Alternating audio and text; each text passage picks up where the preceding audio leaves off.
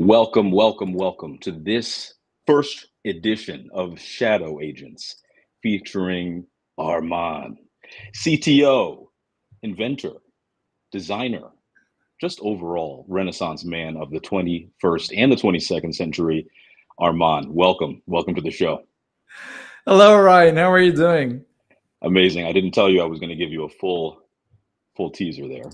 Yeah, thank you so much for the great intro. I feel like I'm in a Saturday Night Live. Well, you are a star worthy of such, and it's such an exciting day. We've been getting hundreds and hundreds of responses to our new BRAID technology, your invention, Armağan. Yeah, what is BRAID? What is BRAID? What underscore BRAID? And we're going to give it to the people, okay? We're going to give them what we want because we are people of the people, and we're here to serve them openly. I'm Ryan Dennis, and I am the head of marketing at OpenServ AI, and I want to welcome you to the very first episode of Shadow Agents. This is just the beginning. We'll be doing more of these in the future, different settings, different topics, and especially once the OpenServ platform is fully in mainnet, we'll be showcasing what these agents can really do, which is, I believe, create the first $1 trillion single person unicorn. Okay. We'll start with $1 billion first. But today, though, we're starting simple. We're setting the foundation. We're going to talk about what agentic really means. So if you want to hear about BRAID, you got to stay tuned. We're not talking about what the marketing version of agentic is, not the illusion of it, okay, but the real thing. We'll look at Vitalik Buterin's tweets. We'll get Armand's take on why agents that need babysitting aren't really agents, the ones you're used to. We'll have some fun with the N8N black hole, the N8N paradox, what have you. And yes, I know what you're waiting for. We will touch on BRAID. We released our first set of benchmark results this morning. We're not showing everything today, but Armand will give you just enough of a taste to keep you in tune and ahead of the dial about what's coming next. So welcome to episode 1 of Shadow Agents. Okay, as a starting point, let's make sure that we understand who Armand is here. Armand, please tell people a little bit about yourself and what Shadow Agents is all about. This is the most difficult part because, so first of all, none of this is staged. Ryan didn't tell me how he would introduce me, and he said, like, this is a Renaissance man, and I think I really truly believe in that. You have to be multifaceted and derive your inspiration from all of the sources that you can find in life, whether it's design, engineering, medicine, doesn't really matter. You need to study them all and make sure you reuse them in any of the things, any of the efforts that you put into, like, any industry, any work stream. And this is practically what I'm trying to do. I'm an engineer by education, right? Like, I studied electronics engineering, microelectronics. I was designing chips and like integrated chips. And I got a master's degree on machine learning, on signals processing, working with brain signals to let people type with their brain signals. And I'm actually the first person in the world to tweet with my brain signals, like entirely no hands or strings attached. And that was like 2009. And since then, I've been working on creating cutting edge startups and software products. And this work that we do in OpenServ has been kind of the culmination of everything that I've been putting forward so far. Totally accessible user interfaces, applications that are working for the people, not making people work. That's a big difference and differentiation. And also coupling that with AI that takes you to the next level. If you think about it, what I did in my past, in my master's, was practically giving people a second chance. People with ALS patients, complete locked-in syndrome, where they cannot really talk, move, or communicate with the outer world. What I did was to give them a chance to communicate directly from their brains. So that is the level of accessibility that I want to bring to everyone using every single technology out there. And now we have an immense chance to do this with AI, with large language models. And I'm therefore super excited and super stoked to be able to do this work with the technologies that we're creating at OpenServ. And it's always been in my life story to push forward the limits of whatever I'm working on, whether it's music. I also hosted radio shows and did a lot of concerts on stage for thousands of people. Like whatever I do, I try to push them to the next level. And I'm very happy that today it was very like really unknown whether we would be releasing the first numbers on BRAID and what BRAID meant.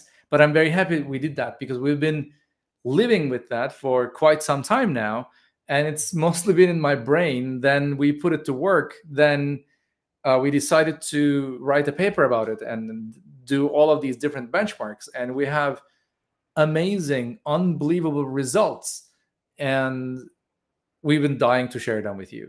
So I'm very happy that we are able to talk about that in this call, Ryan, and I'm hoping that we're going to talk more about it. I don't know if this was a good intro. I don't really know how to introduce myself. You nailed it, because now I can call my mom and say, hey, see, look, I'm smart. I'm working at a company with the first person to tweet with their brainwaves in history. So I think everybody got the cognition that you're bringing to the table. You're a multifaceted individual. Okay, this is a multi-genius. Okay, and he's a pretty good musical artist and has pretty good taste. Also, a nice guy, a cool person to talk to. So that's why we're happy to present, OpenServ, put our full weight behind a show where you get to tell us the truth about AI, educate our audience. OpenServ sits right at the intersection of Web3 and AI, and I don't believe we have any competitors. But since we have you, a machine learning expert here, and OpenServ is bridging this gap from AI to Web3 that people think is unbridgeable. Right. Let's start there, right? Let's start there with one of the other great minds of cryptocurrency and Web3, with the one and only Vitalik Buterin. Okay, so I will share this post. Can you see my screen here? Yes. And I'll read it for the audience. Vitalik on August 11th said, echoing something Karpathy said, it does frustrate me how a lot of AI development is trying to be as agentic as possible, when actually creating more paths for human input both creates a better output now for quite a while going forward, and is better for safety. And you responded saying, people love to hype up the definition and usability of agentic behavior. The best human personal assistants are the ones who are your colleagues, who amplify your work and value, and not the ones that just do the tedious tasks for you. The utility of that is very limited. Agentic also carries the connotation of independence, which in practice too often means something will definitely go wrong. And quite paradoxically, as soon as you have to step in, it's no longer agentic. I call this Heisen agent. Agents in their current definition are for tedious tasks. And that's a dead end. Agents that work with you, amplify you, and let you do more will win. Armand, right. Way to stand up to a behemoth right there of an industry. What do you mean by that? So let me put it this way. We see a lot of marketing and a lot of buzz around a fundamentally scientific topic, right? AI isn't new. Machine learning isn't new. Large language models, believe it or not, they're not new. There's been a lot of work going in this field for decades. And now, since it's a little bit commercially viable to build products with large language models and AI, people are hyping this up. And, every single day, everywhere you look, you see, I automated my life with these agents, and I'm using this tool to create these agents. And sometimes you see screenshots and sometimes code that's like huge canvases of like the text is so small that even if you zoom in on your phone, you cannot even see what it says on the label. And like I kind of, I'm not sure how to put it. I feel daunted because this is not what any of these stand for, right? Agents are meant to do work independently on their own, and the best ones are not the ones that do the tedious tasks. If you look at the Industrial Revolution and what we did with factories, We are using machines to create extra value. We're not using them to do the tasks that we don't want to do. It's not how that revolution happened. So right now, most of the agentic behavior people claim are practically snake oil. You see all these posts like, I automated this thing, and like, let me teach you how I churn like $10,000 a month, a week, whatever, or a day. They don't work. When you get to the real life use cases, real life is like, human element is unpredictable, and it's therefore not easily programmable as well, and it's unique in its own way. So it's very difficult to create mechanisms with all these different nodes and different automations and so on, to combine them together to create something meaningful that will adapt to different situations. This requires a couple of more different layers of abstraction and thinking and reasoning, and that's what I believe all the AI giants are talking about right now. We are kind of at an inflection point, and what we believe in is, since the very beginning, right? Like, since the first day we started OpenServ, the very first white papers that we wrote, these agents, they need to be autonomous. They need to work on their own, but not to do the boring, repeatable, tedious tasks for you, but to amplify your work, to let you do more, to carry you in a throne and lift you up, maybe with their research, maybe with their contribution, maybe by scaling you in a way that you wouldn't be able to do on your own, or with a team of humans. So these agents should be there to complement you. And this fundamentally requires an entirely different approach. And that's why I guess today we're going to also talk about NA10 and like the fundamental differences, the philosophical differences there.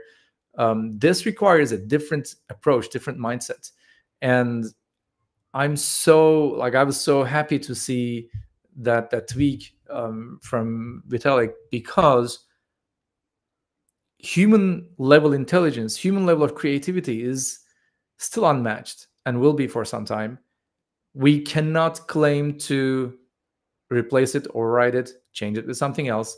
We can only hope to amplify it, to literally give people more control, more insight, more decisions before the execution begins. Because what happens today is you go on and you create an end-to-end chain, let's say, on any of these tools for AI automation, and the moment you look away, they fall apart, and you need to step in and fix them. And obviously at that time, you are breaking their autonomy, and they're not agentic anymore. Like, if you need to step in and every single time, okay, here is the data that you need to get. Okay, this email was formatted wrong. This was using uppercase letters. So I also need to add another condition for this. So like the screenshot that you see with like 50 nodes or 100 nodes actually needs to be 200 or 500 to cover for all of the edge cases that the human mind could create.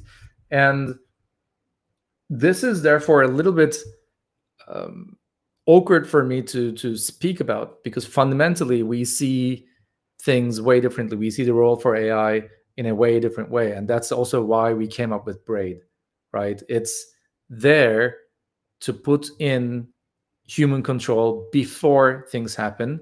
And when things are happening, you also have the opportunity to understand, audit, and see why things are happening the way they are, if that makes sense.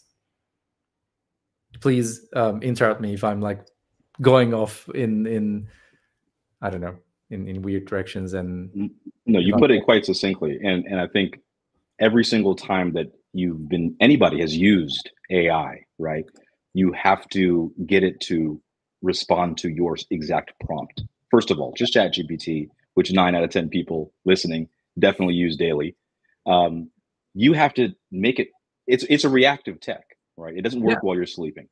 And when you set it out to do a task on your own, if you've ever tried it, if it hits one pitfall, I mean, it all falls apart. right? And if you tried to create a workflow of these things, it definitely doesn't work. And this is something that Apple has called the illusion of thinking in a paper recently, which is a very Apple way of saying, look, we've made a thing that seems clever if you squint at it from across the room, but illusions only last until you ask them to do something real. And agents should work when you're not watching, when you're sleeping. They should be optimizing when you're not at the desk. They should make decisions without waiting for you to clap your hands like a seal every 5 seconds. Hey, fix this, fix that. So can you talk to us a little bit about why models that look smart, like maybe GPT-5 or some of these others, are not the same as systems that act independently and autonomously for real?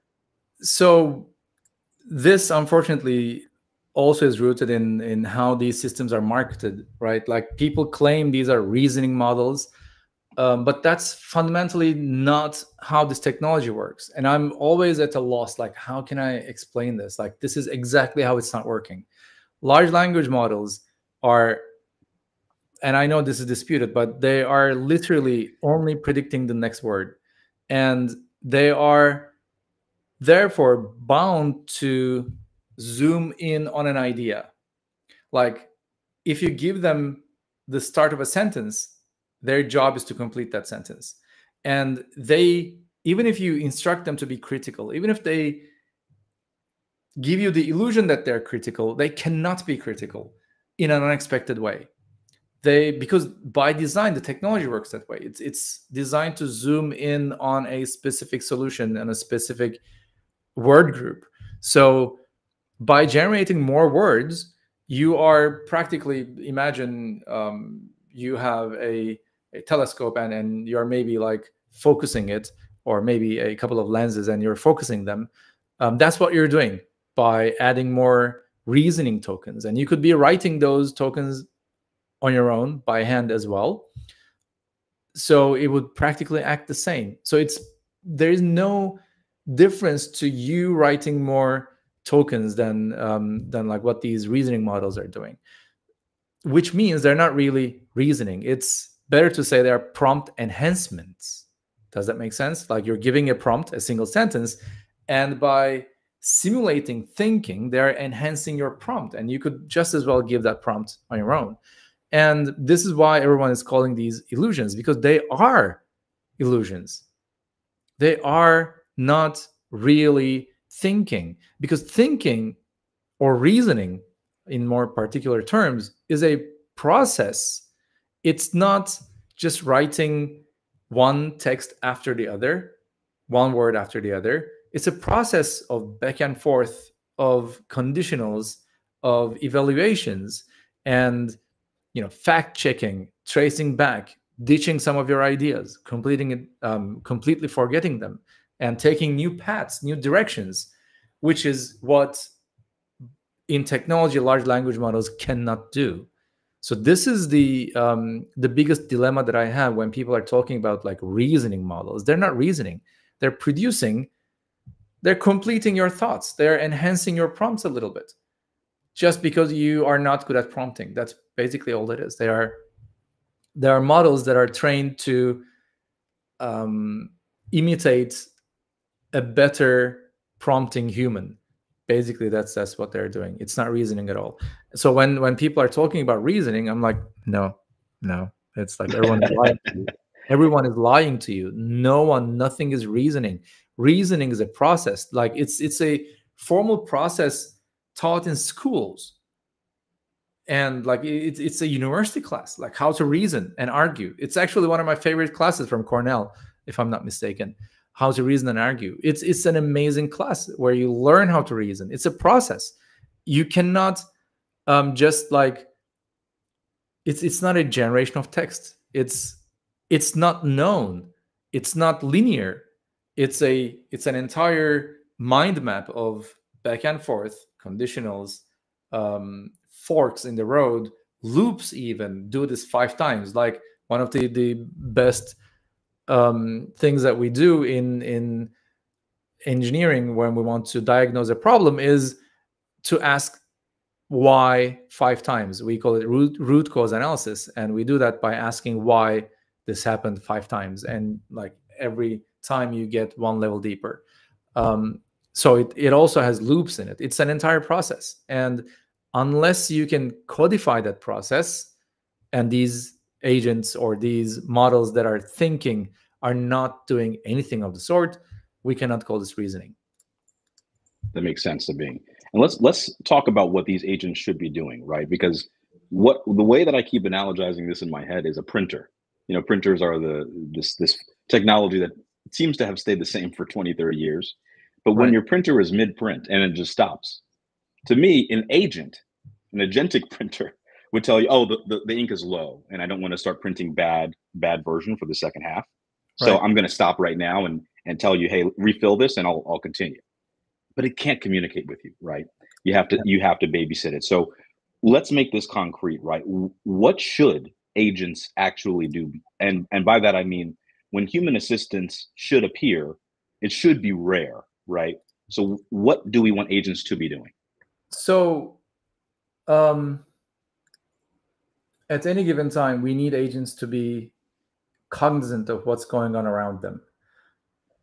The problems might differ at all times. So this is a very close to a topic that we're always discussing with agent developers on our platform. They're always asking, hey, you have this human assistance request thing, we call it HAR. You have this HAR, I want to program that. And I'm like, no, it's not for you to program around. It's something that our shadow agents, the name of the show comes from, are doing in the background for you. When things are going in unexpected ways that we cannot really reason about on how to recover, our shadow agents are practically raising up a flag and say, hey, we need human assistance.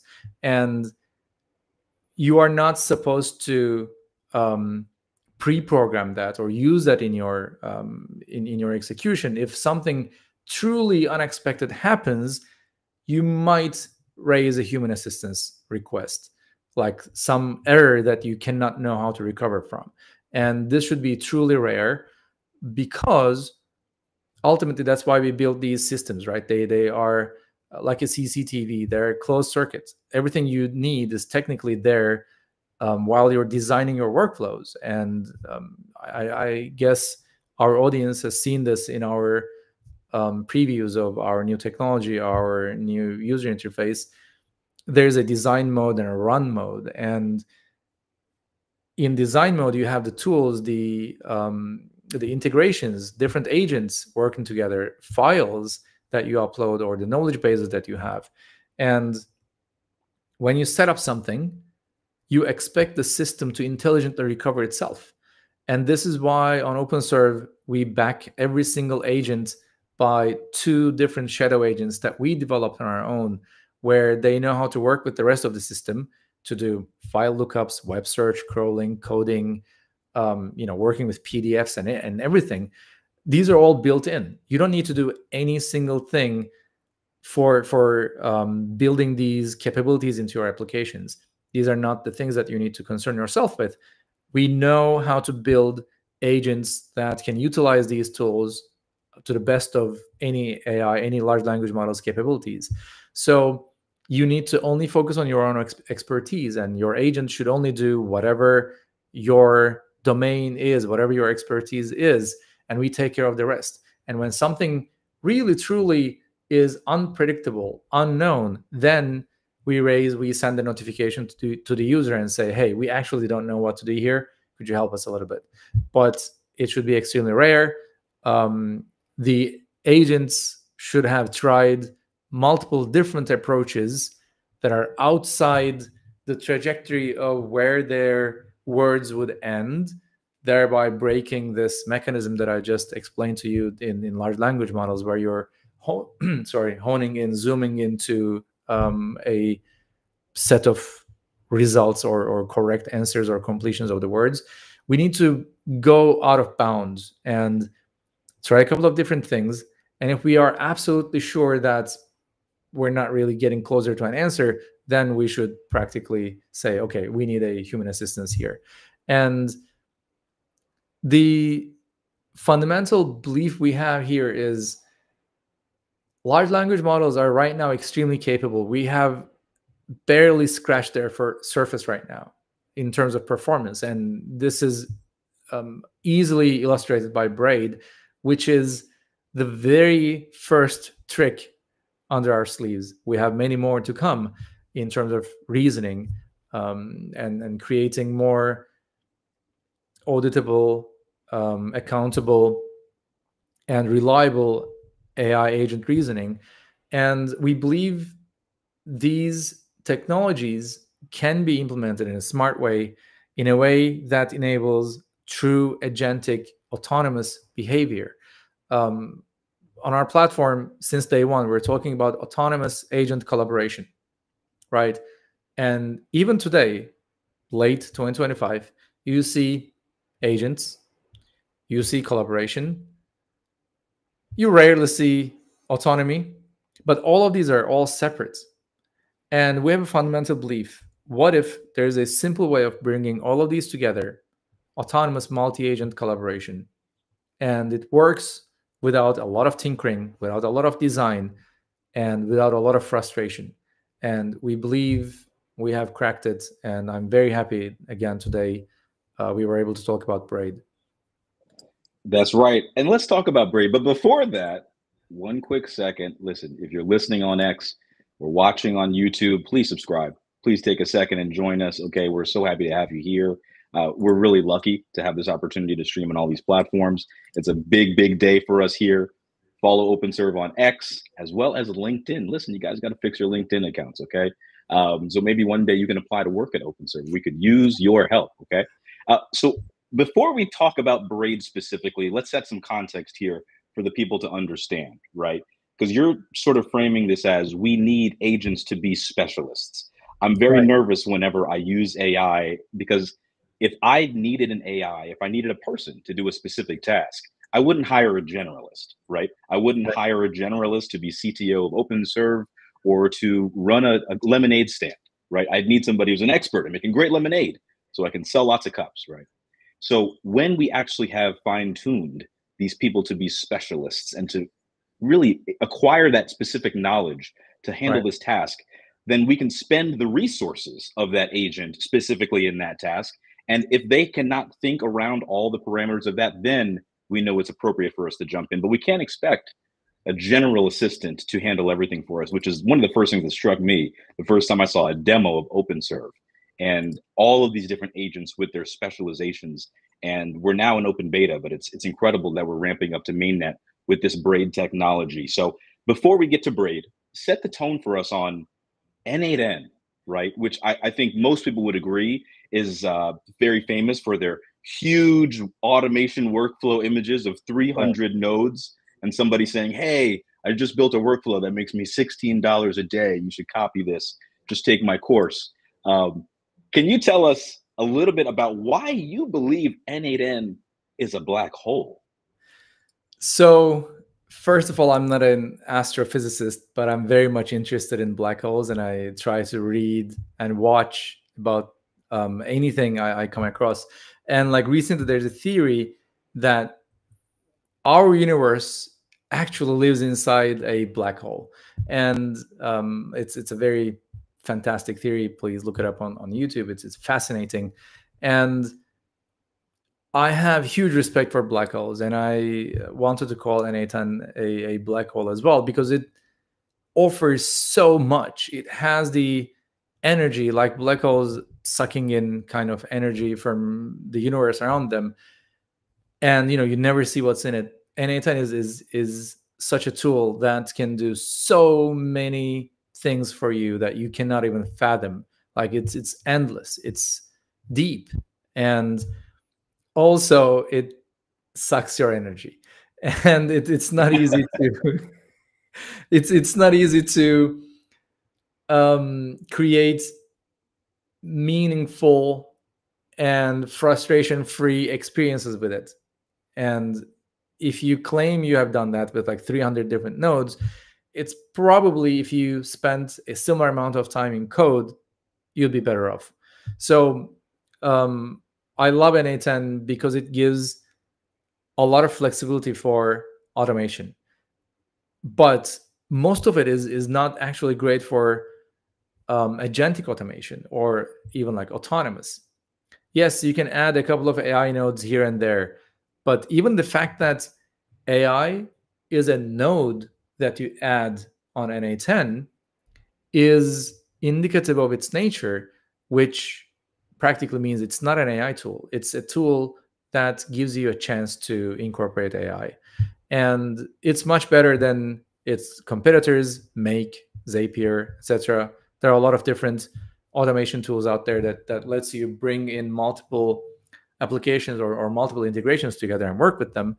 And it then really makes it not easy, but manageable to do complicated tasks without writing code. But I believe you have to have a really good reason to not want to write code when you're working with NA10, because everything I've seen, like all of the projects I've seen on NA10 that are of a certain size, could very well be implemented in code in a more maintainable fashion that would allow more easier servicing of different use cases and different problems. And debugging is also an endless effort sink in NA10. When something goes wrong, you're like, I don't know where, how, why, and going through the logs and everything, it's not really doing anything for you. You are in control, you are in command at all times, and you have to think of every single tiny detail, which is a little bit daunting. It's great for people who want to play with it, or who want to fiddle, or who are creators at heart. If you love certain Lego sets that take you like hundreds of hours to build and you enjoy the process, that's great. But I believe in the age of AI, there are so many different tasks that we can take care of so that you don't have to. Like reading your emails, extracting one of the emails, singling them out, and then doing research on them. I'm not sure. I think we shared this as a screencast, but this is one of my favorite demos. Maybe next time we do this, we can demonstrate this on OpenServ platform. I use this to kind of wow people that I'm going to talk to. I have a very simple OpenServ workflow that's like 3 nodes. Read my calendar for today, find people who are not working at OpenServ, research their backgrounds, and give me a report. That's it. And this works on Telegram with just like 5 clicks. I think it takes an entirety of like 2 or 3 minutes to set this up. Whenever I type a command on Telegram, the system fetches my calendar items, knows how to separate out the person who's not working at OpenServ, knows how to look them up, and gives me all the data that I need about them and their company in my Telegram. And I do this without fiddling with anything. I don't need to think or design how to find people who are not working at OpenServ from my calendar items or from my emails, because this is, in fact, this should be a simple task for LLMs, right? This is why specialization is very important, because all of the AI agents need to work with PDFs. They all need to be able to know how to work with your calendar items and so on. But can you imagine the trillions of hours of effort we would waste in humanity if we required every single agent developer to know how to build these into their systems? It would be very wasteful. And I come from a zero waste engineering culture. So what we're saying is, hey, like, your agents will by default know how to do all of these things, just like any decent intern or human team member would know how to work with PDF files, how to work with email or calendar. You wouldn't have to really teach them, right? Like, you just expect them to know these things. That's what we give you out of the box. And what you need to bring in your agents is your expertise. So you just spend your time in the most valuable fashion to build that expertise, and then we're going to take care of the rest. So we take care of the collaboration part as well, so your agent actually knows how to work with other agents on the platform. I don't know. I can go on for hours about this thing. And I think we'll all get smarter just sitting here listening with you. Okay, so you go on as much as you want, Armand, but you do deserve that sip of water. So what I'm following here, right? We've got agents that actually are agents at OpenServ. They have specialties. They can accomplish things without you watching them like a 2-year-old, right? Right. And just like a 2-year-old, they can do certain tasks. A 6-year-old can do certain tasks. But if you just because you're getting 600 6-year-olds together, it still doesn't mean they can run a lemonade stand the way that maybe a 10-year-old could, even, right? Right. So we've got these agents that are smart. They've got specialty. They can act autonomously. They could even flow together and without us watching, and it won't collapse. I get that. But isn't that extremely expensive? Because I see that the marketing is 5 years ahead for AI, but the Right. enterprise, the Fortune 500 companies, they're struggling with implementing AI and really seeing that ROI for themselves. So this must be incredibly expensive, right? And I'm curious, how do you actually make these agents reason smarter, more affordably? That would actually solve a lot of problems and Right. actually create a real change for what we're calling AI today into the next era. Is am I teasing something here? Is this something that's a reality on the horizon for us here? I believe it is, yes, and we broke news already about this on our tweets and our materials. But here's the thing about cost: everything was kind of manageable until we came to the thinking models, because we knew what we wrote as an input, as a prompt to these models, and we knew exactly what we get out of them, which was the answer that we were waiting for, right? Nothing in between. And we could calculate the cost, therefore. But the problem is, just by design and technology, large language models don't really work that way. And in order to improve the performance, the very first thing people could think of was to let these agents think step by step. Literally adding that think step by step sentence, which is revealed in a paper called Chain of Thought, is what all of these agents or these new models are doing. And the difference between a model and an agent is a model is a technology that works with text in and text out, or image in and image out. And an agent uses that as a baseline, as a starting point, and does something useful with that, like creates value on top of that technology. So these models are now generating hundreds of invisible texts for reasoning that, partially they might show them to you on ChatGPT or Grok or Gemini. They don't show most of them, and you're paying for something you don't even see. And yes, in the end, the results are mildly better, 10% better, 20% better. But that's, as you said, bringing up the costs, because now where do you draw the line? Like, why do you stop at 100 reasoning tokens? If you can spend 2,000 reasoning tokens to get 10 more percentage of accuracy of results, would you do that? Like, would you actually pay 20 times more for 10% better results? And this is where the industry is at right now. And a couple of days ago, like 2 weeks ago, Elon Musk had a tweet saying Grok wins hands down at coding. It wasn't close, where he showcased a benchmark where it showed Grok is doing 6% better than the competition. Grok is at 26 and GPT-5 is at 20% accuracy. And it's like, hands down, it wasn't even close. And the reality of that is that company that did that benchmark actually has other benchmarks in its arsenal. And you see that in every single one of them, first, GPT-5 is better. And second, Grok is actually 10 times more expensive. Because in order to be in the second space,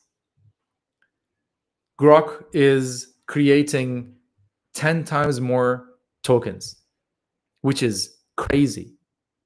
Like, is that really fair if you spend 10 times more the same amount to deliver these results? I don't think so. And what we're doing with, I don't know, should we start talking about BRAID? Yeah, I mean, if we're talking about fairness, let's talk about how the cost savings here for using BRAID, Right. exemplified here, are not fair to our competitors who are taking advantage of you with AI and agents that aren't agents and AI that doesn't reason. Okay, this is not about a race to zero for cost Right. savings, right? This is actually a race for you as a builder, as an entrepreneur. And if you're using AI just to improve your own workflows at work or to help you find out which medicine to give a loved one in a time of need, that is helping you and your business. That's your business, right? That's your life. This is a race to a trillion for you as an individual to improve your life. And I think we'll have a lot of competitors that are upset that we're unveiling a technology that they won't be able to charge you $300 a month, and with good reason. And Right. you'll be able to have access to agents that are actually smarter than those. So we see numbers here, we see bars. It's been a long time since we were in K through 12. Can you break this down for us a little bit? What do you mean through these benchmarks? What are we comparing? If you could put it in layman's terms. So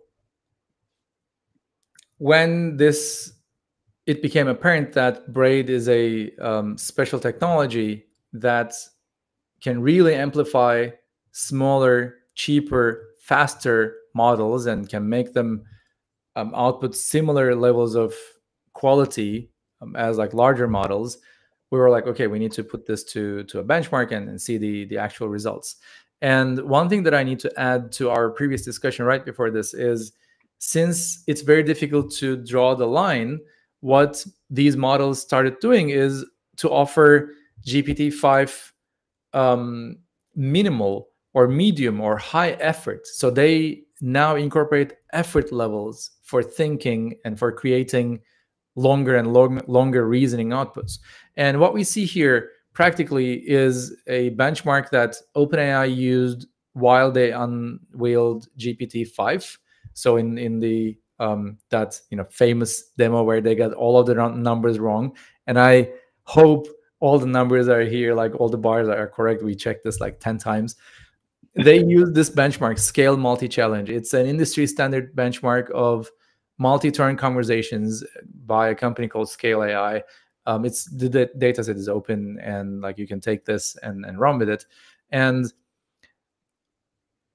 in raw formats, our benchmark says GPT-5 actually scores 54% in this benchmark. That's the accuracy of the results. And if you pair that up with our technology, BRAID, we bring that up to 64%. I'm actually like looking at GPT-5 now. We put GPT-4o there just for comparison, because there's a lot of negative press about GPT-5 that it's like worse and so on. And it's not. Like, this is a very good reasoning benchmark, and we can clearly see it fares way better than GPT-4o. And we can also see how BRAID amplifies a non-performing or the worst performer like GPT-4o up to a comparable level with GPT-5. And the costs are the same between GPT-4o and 5 if you're using the minimal reasoning effort for GPT-5. So that's not a real comparison, but the real difference is what happens when you pair this up with GPT-5 Nano, which is, I believe, 40 times cheaper. Yeah. And if you look at it in default, like if you use the default GPT-5 Nano model, you get 35% accuracy, 35.66% accuracy on this benchmark, which is not really good. You might justify paying 40 times more for GPT-5 to get from 35% to 54%. Unfortunately, that's the logarithmic law of AI inference costs right now. Just to get like 20% more, you actually need to spend 40 times more money. But what we do with BRAID is, just by applying this, up to 57%, which is actually more than the default of GPT-5. But the cost difference is somewhere between 25x to 40x, which is crazy. It's like, whoa. It's crazy. Like, you now pay 20 times less, 40 times less. It depends on the task at hand. And you use a cheaper, faster model, because GPT-5 Nano is obviously also much faster than GPT-5, and you have better performance than the stock model. That's crazy. Okay, so you're telling me, and correct me because I'm just a marketing guy here. You're telling me that we can make GPT-5 Nano, which I believe would work on mobile or even in a free version of ChatGPT, and make it operate above the level of GPT-5. Right. So this is incredible, right? Because now I can take an affordable large language model and make it perform better than the best, most expensive model. Yes. Oh, goodness gracious. And I'm very happy that this is in line with my philosophy from the very beginning of this LLM revolution, because I'm claiming that we're barely scratching the surface of the performance of these models. And this is a very good indication. Like, this benchmark is not really demonstrating the effectiveness, because it looks like it's taking it from 35% to 57%. But cost-wise, it's 20 times cheaper. With 20 times cheaper? Yeah, with 57% performance. That's better than GPT-5. So we are still in the process of using BRAID with multiple models, multiple benchmarks. It takes a lot of time to do these things, and we're a relatively small team, right? We also have a product to build. So all of these things will come in the near future. And I don't know if this is time, but like there's a question from the chat. Like, to clarify, we're not really training a new model. This is not a new model. We're using stock models, because that's also what I believe. This technology should be available to every single human being on Earth who has access to these things. Like, I don't really like proprietary systems. I'm an open source guy, and this technology, therefore, does not really use any proprietary technology, any proprietary model or anything. We're not training anything. We're using the same GPT-5 Nano, and we're making it perform better. It's practically what we're doing. And this is therefore like very valuable for us to demonstrate that this holds true in different benchmarks for different models, for Grok, Gemini. All of this is in the works, and we're going to be releasing all of these results with an academic paper that's going to be peer reviewed. So all the data set is public. In time, once we release the paper, you're also going to see how you're going to incorporate BRAID into whatever you're doing. It doesn't have to work on OpenServ. It's going to be open source knowledge. Take that and implement it in your models, in your applications, in your agents, wherever they are. I don't care. I hope you're going to remember us as the enablers of your success. But there you're going to see how to immediately make your agent smarter and way more efficient, cost-wise as well. And you're going to be able to apply it to any benchmark, any data set you like. We also had an idea of coming up with our own agentic benchmark for multi-agent collaboration, but I think it would be harder to defend, and it's way better to stick to industry standards. That's why the first numbers that we're releasing is from Scale Multi-Challenge. In fact, when we first did these studies, we didn't have GPT-5. So the best of the bunch was GPT-4o. And then we use a different benchmark, GSM 8K hard benchmark, which is another industry standard for grade school math questions, especially hardened for AI. So they are not trained on the data set. And the difference there was like even starker. And the success rate was even starker. But since it's old now, GPT-5 actually destroys that benchmark. I'm not sure whether it's because it's smarter or whether it's in its training data set. Could be both.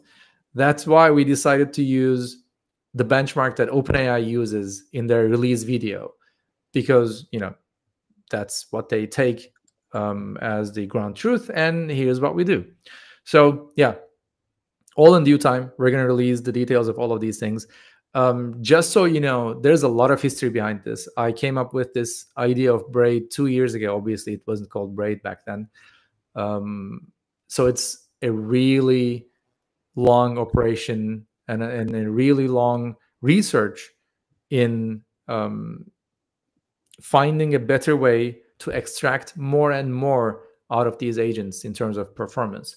And like it's not something I dreamt of in the shower 2 days ago, and we're talking about it now. It's actually some work that we've been doing in the background for about 2 years now, and yeah, I'm super stoked that finally this is public, and we're going to follow up with all of the different numbers, different techniques, papers in a peer-reviewed way as well. Because I'm coming from an academic background, there are a lot of papers out there that you see on the internet that are not peer-reviewed at all. People just write it and like dump it on the internet. Just because it looks like it's on a legit web page doesn't mean that it's peer-reviewed. And just to be scientifically correct, I want all of my papers peer-reviewed. That's what I did in my past life as an academician, and that's what I want to do with BRAID here as well, because I believe it really deserves independent studies, recognition, and validation. Yeah, so we will. I think there's a misconception here that we're not going to be peer reviewing this, or we won't be opening this up to the public. We will follow all of those steps. Yeah. Let me clarify. You've been working with Dr. Ayep, who is a former NVIDIA, and he's our lead researcher. There's a misconception, I think, is a typo, that he's the one validating this independently. No, he's working with us, and Right. we are releasing this to the public first, and we are going to openly have this peer reviewed by any and everybody that will take a look at it, because this is extremely convincing. As you can tell, this benchmark in and of itself is convincing, because we didn't make up a new benchmark to make us look good. We used the state-of-the-art model in OpenAI, which is the industry leader, right, for now, and show you with clear indication that these are numbers that you could be able to replicate yourself.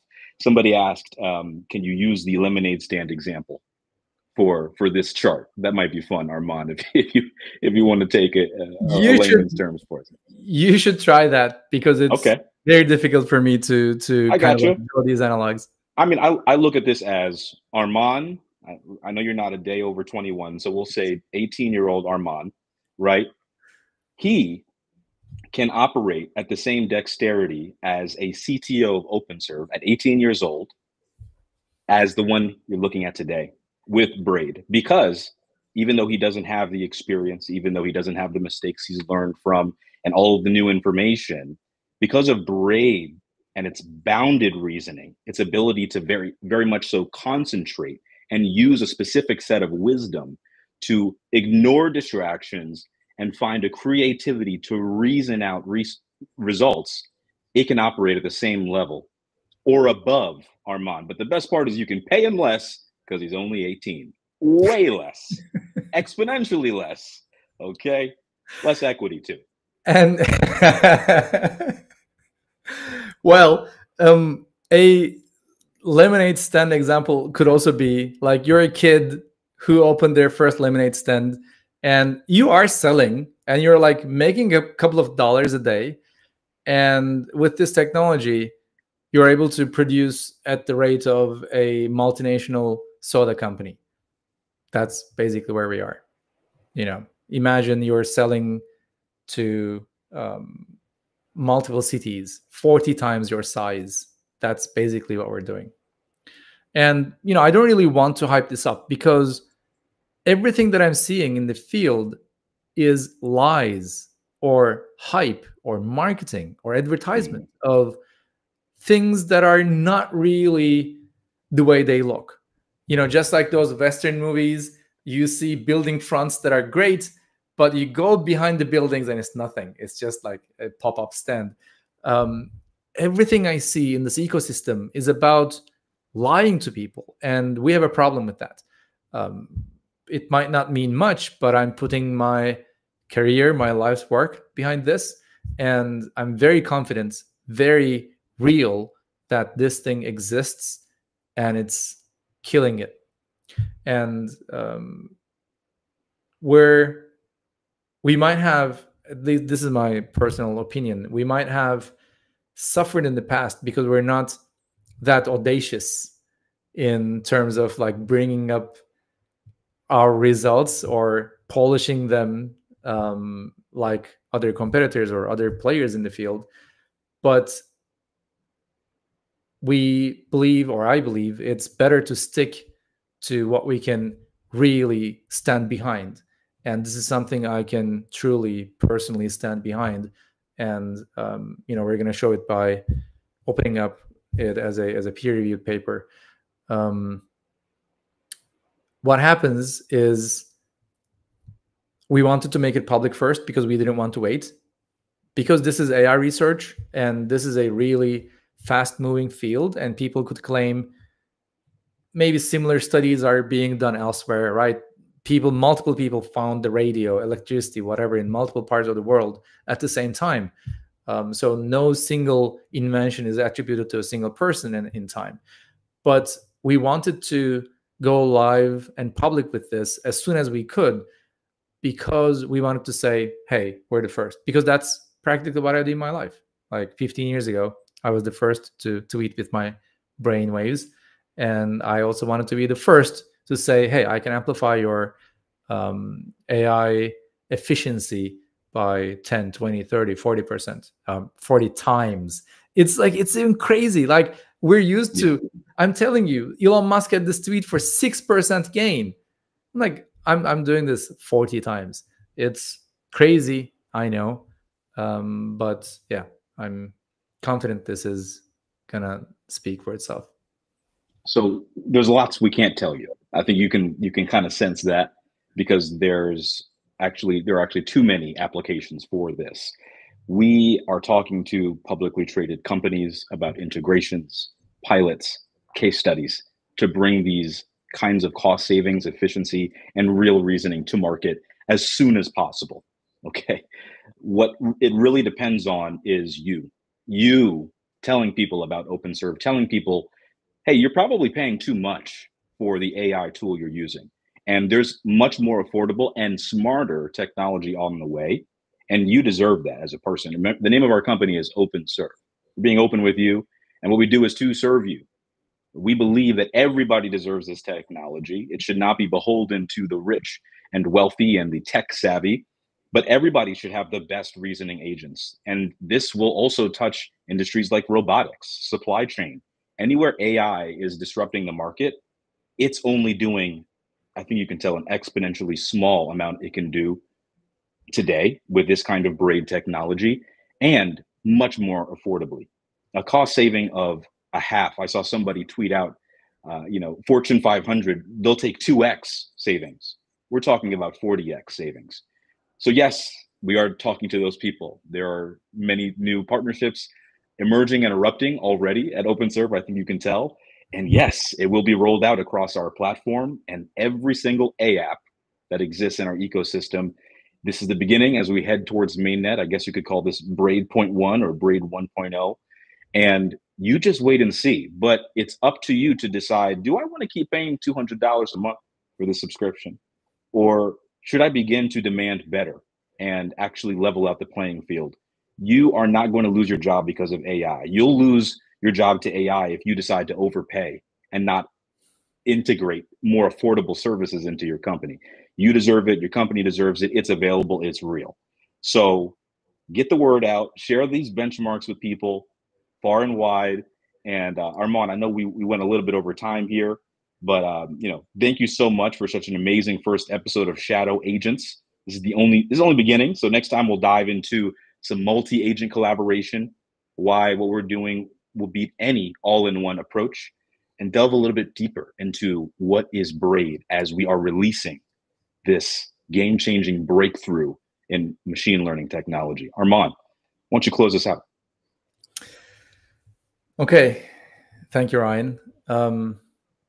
It is a true privilege for me to be here, do this work, supported by this great community. I've always been a builder my life, and I know the pain of all of the people who want to see some real value.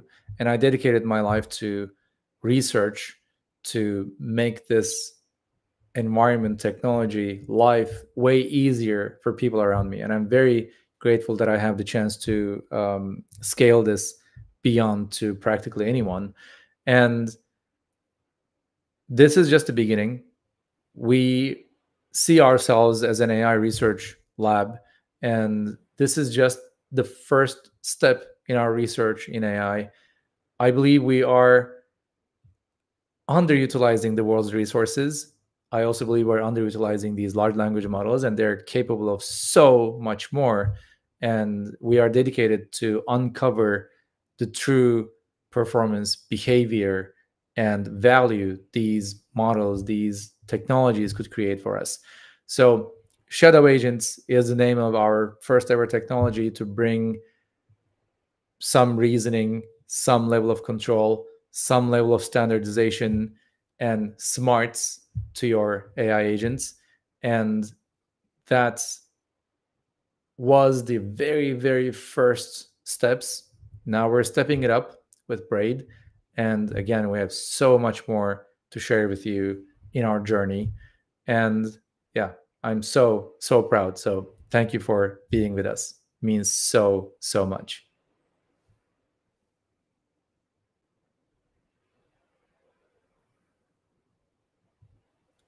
Thank you, everybody. Take care. Remember to follow OpenServ.